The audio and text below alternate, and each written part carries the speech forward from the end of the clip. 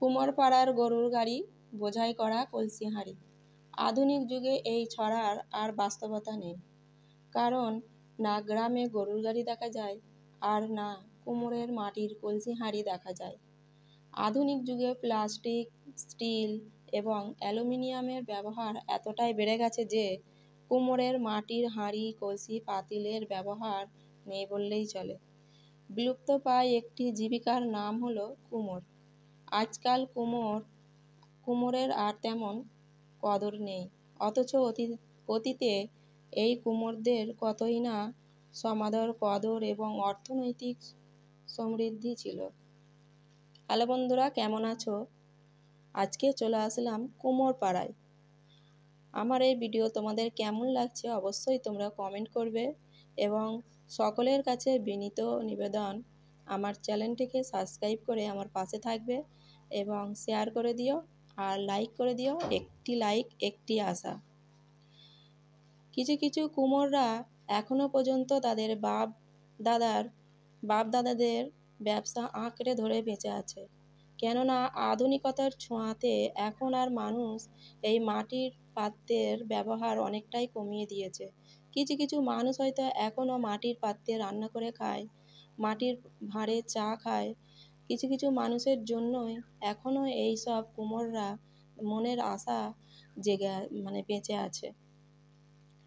তো তারা বেশিরভাগ মানুষই তারা এইসব ব্যবসা ছেড়ে অন্য ব্যবসায় যোগ দিয়েছে, আর কিছু কিছু জন এখনও এই ব্যবসায় চালিয়ে যাচ্ছে মনের আশায় যে একদিন না একদিন এই মাটির ব্যবহার হয়তো বাড়বে আর আমাদের ব্যবসা আবার মাথা নাড়া দিয়ে নতুন গাছের মতো মাথা ঝাড়া দিয়ে আবার জেগে উঠবে। তো বন্ধুরা, দেখতে পাচ্ছ সামনে কত রকমের আসবাবপত্র রয়েছে। মন জুড়িয়ে আসছে, চোখ ভরে আসছে এই কারণেই তারা সারাটা দিন বসে থাকে কখন আমাদের এই ব্যবসার আসবাবপত্র কেনার জন্য ক্রেতা আসবে, আমরা বিক্রি করব এবং আমাদের হাঁড়িতে চাল চড়বে, রান্না হবে এবং শিশুরা খেতে পারবে। তো বন্ধুরা, তোমাদের এই ভিডিও কেমন লাগছে অবশ্যই কমেন্ট করবে। এত জিনিস দেখে আমি আর থাকতে পারলাম না, কিছু আমার বাড়ির জন্য আসবাবপত্র কিনেই ফেললাম। তো এনারা যুগ যুগ ধরে এখানে ব্যবসা করছে।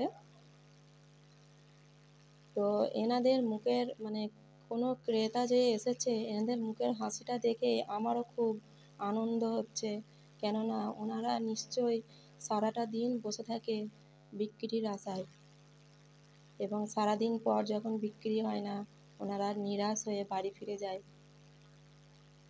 এখানে কিছু কিছু কাঁচার পাত্র তোমরা দেখতে পাচ্ছ, এগুলো ওদের উনানে পোড়াবার আগের অবস্থায় রয়েছে।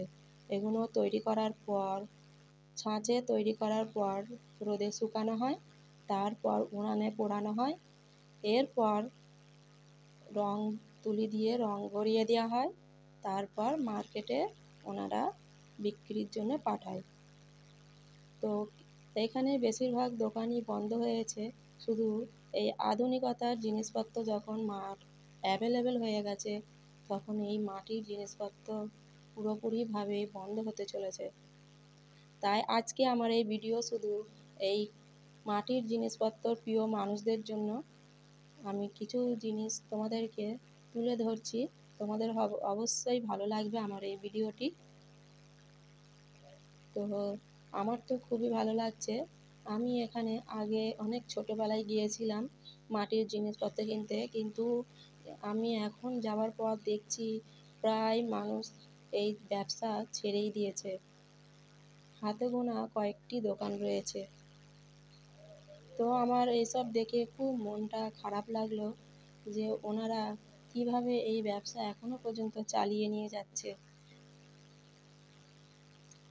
এখানে একটি পুরনো বাড়ি তোমাদেরকে দেখাই, তোমরা নিশ্চয়ই শুনেছ খড়ি কাঠের বাড়ি।